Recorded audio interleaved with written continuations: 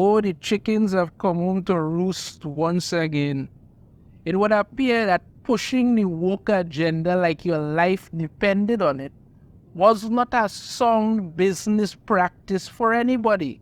This is something I have been saying, others have been saying for the longest while. Disney listened to nobody. They didn't care. They figured they needed to just make things for their Twitter overlords who support nothing and figure that is good enough. That's all we need to do. But like I said, those chickens have come home to roost and the problems are out there. But now, Disney has come out and admitted what has been obvious to everybody for the longest while, that when you go woke, you go broke because people don't want this shit.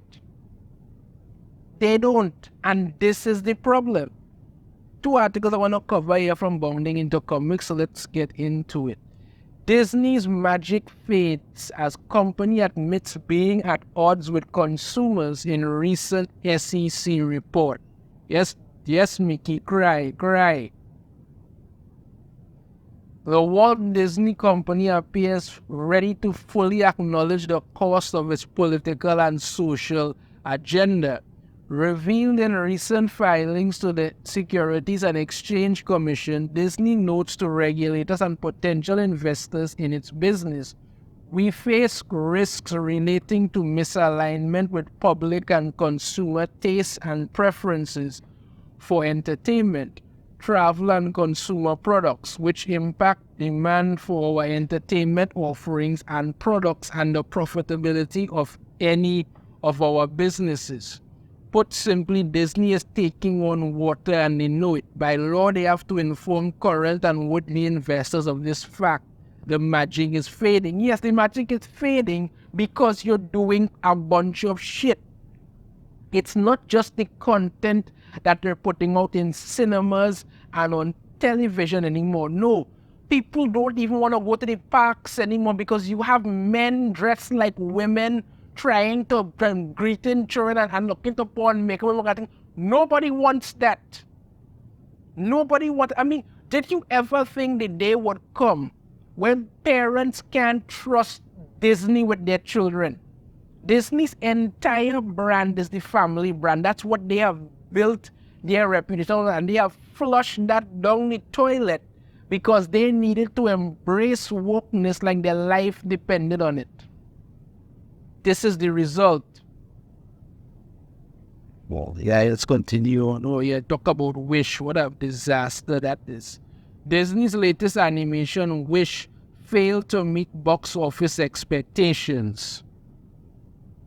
According to a report from Variety, Disney's latest animated endeavor just managed to make a fairly disappointing $19.5 million on opening weekend, a total of $31.7 million the 5 days that followed. The movie was projected to notch the top spot over a family-oriented holiday weekend with an estimated $35 million for the weekend and projections between $40 to $50 million for the following business days.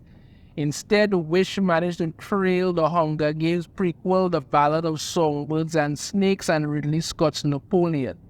It's Disney's Strange World all over again. Yeah, did anybody go and watch Strange World? No, because what did they promote Strange World with? Oh, it has the first openly gay character in a Disney animated movie. Why would you think that that is something to brag about? People don't want their children seeing these things. That's because, listen, this is what I don't understand. 97% of the world is not gay. It's not. What people do in their house is their own business. But when you're making family-oriented fun, that's what you do. You make movies that people can enjoy. You don't keep pushing the message and then wondering why the whole damn building is burning down. Past Disney Thanksgiving releases like Frozen 2. Okay, in regards to Frozen, they have already announced Frozen 4 before Frozen 3 even starts production. So they're banking heavily on Elsa. And I'm telling you this, If like by the third movie they don't give Elsa a man, this going and that thing going and crash hard. Because you had the first movie where she was dealing with her powers and stuff. The second movie she found out the origin of her powers and she decided, to do this and you're okay. By the third movie, give she some kind of happiness that she finds somebody because her sister already has somebody who she's with. Let Elsa find somebody else happiness. But if you decide in the third movie you're going to try some princess homosexuality, lesbian shit, that is going to turn people off so badly. Frozen will literally freeze in its tracks at the box office, and that will be the end of it. So if they don't give Elsa a man by the third movie, they might be lucky to scrape through that fourth one, but then they ready after give she some kind of prince or some kind of person, some kind of something. Other than that, they're done. They go on and talk about Coco and stuff like that. Okay, no problem. What they're saying is that more so, Disney used to know their audience because Disney used to care. Disney's whole thing was the family brand. You make movies for families. You put out movies to push the message. And nobody wants that. Like, look at this scene from Lightyear. God-awful movie. Absolute garbage. The only thing you heard about Lightyear non-stop was that there was some gay kiss in it. I saw the movie. The whole gay kiss thing was like 2 seconds and it done. That was it. But that's what they were probably. That is what they were leading with. All you were hearing about was that this was the movie Andy saw that made him want to get the Buzz Lightyear toy. I could tell you after watching it, Andy wouldn't have want that damn thing to do with that after it. That was the first thing. And the second thing you were hearing about it was that the first on-screen lesbian kiss. That was it. Nothing else to support this movie to making good. Nothing. Absolutely nothing. Look at Super Mario Brothers by comparison. What did we get from that movie? We got Mario, Luigi, Princess Peach, Toad, Donkey Kong, Bowser, all of these things. None of that whole political messaging crap. We got what it is would have been what in the movie. That's what we got. But no, when it comes to Lightyear, this was the message that you were pushing, and the movie flopped hard because white people don't want this garbage. They go on about the SEC disclosure, highlights the risk Disney faces concerning the political misalignment with public and consumer preferences in entertainment, travel, and consumer product. When you keep pushing your social, political agenda on people, and people just want to be entertained, you're going to go down the toilet. They claim about this is like here, loud, proud family. This I think is proud family, louder and prouder. With this whole thing about slaves built this country and all this stuff. You understand me?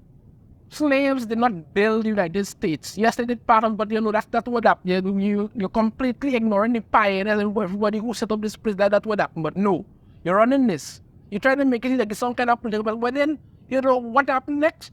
When the white girl who is here with you all doing this, who's always here with you all doing this, when this boy that the rest of them had a crush on, decided he is only date white girls, which is his preference. They were all mad at her because as far as they're concerned, she somehow betrayed them by being white. It made absolutely no freaking sense.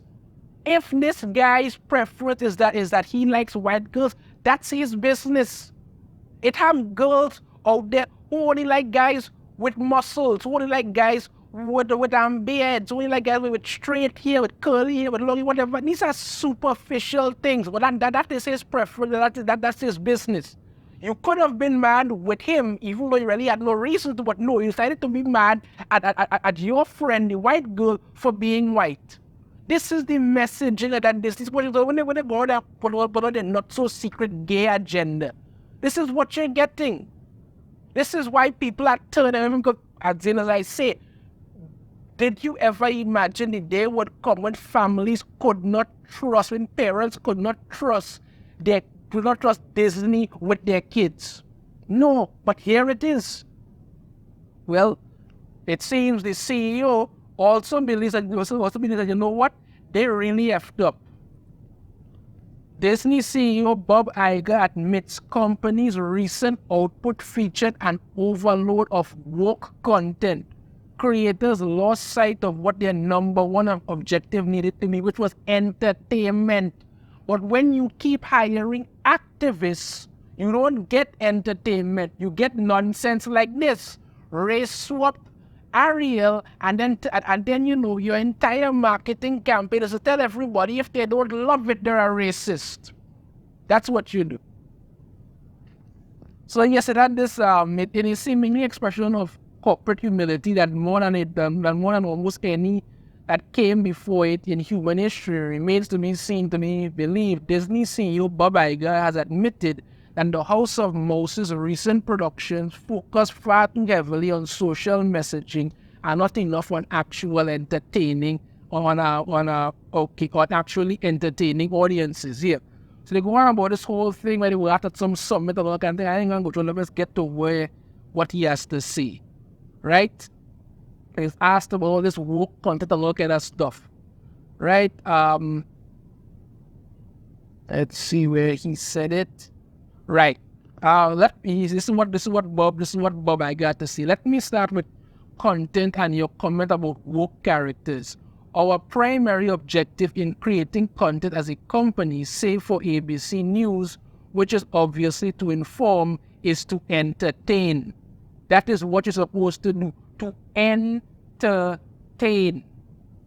Whether it's sports, whether it's Disney, whether it's Marvel, make things that entertain people. But you're not doing that, you're pushing the message. And the good news is that there's a marketplace out there that demands entertainment. Yes, it's called fandom. Because it's called fandom. They're out there and they want to be entertained. That's what's going on. It's a fantastic business to be in because of that. Turning to address the actual substance of their recent content, Iger asserted, I think what had happened over a period of time and was building and maybe it reached a peak of some sort while I was gone. Now, let's stop it for a minute. The thing about it is that people need to understand. A lot of the woke content that we get out of Disney right now happened under Bob Iger when he was there before. He's the man that started it. Then this JPEG took over and he just continued it.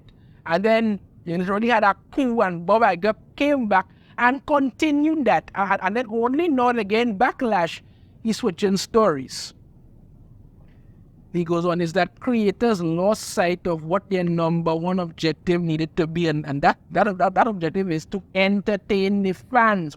When you're out there thinking, you know what, the fans could go to hell as long as I appease my online Twitter overlords, this is what you get. Again, proud family and the crap.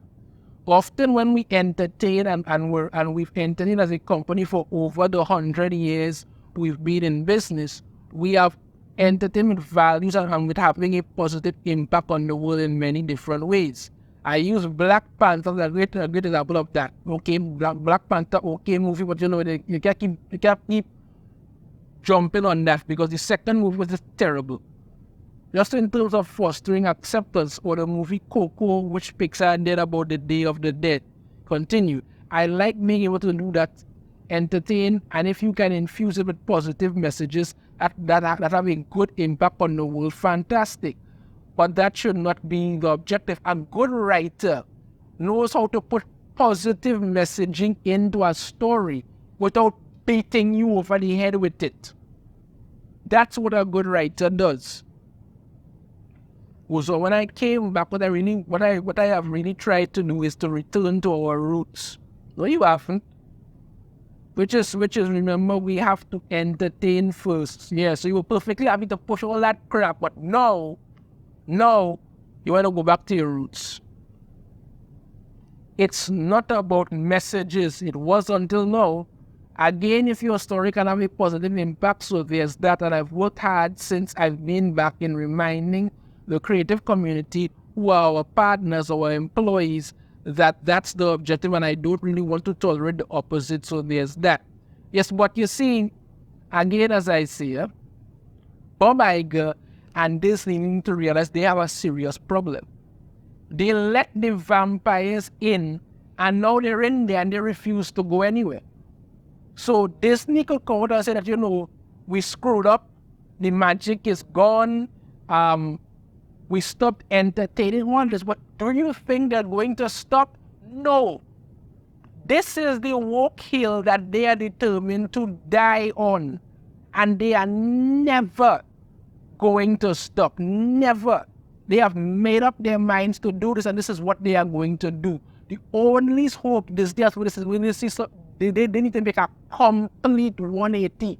Get rid of everything and say, let's start over the right way. That is the only chance that they have. But right now, I don't see it. I don't think it. I don't smell it. I know they're going to continue to do this garbage for as long as possible, as long as they keep this woke mindset up. Let me know your thoughts on this in the comments. You have a different opinion, I'd love to hear it. If you like the video, so hit that thumbs up, subscribe if you haven't already, ring the notification bell if I don't put up a new video. And I shall see you all next time. Take care.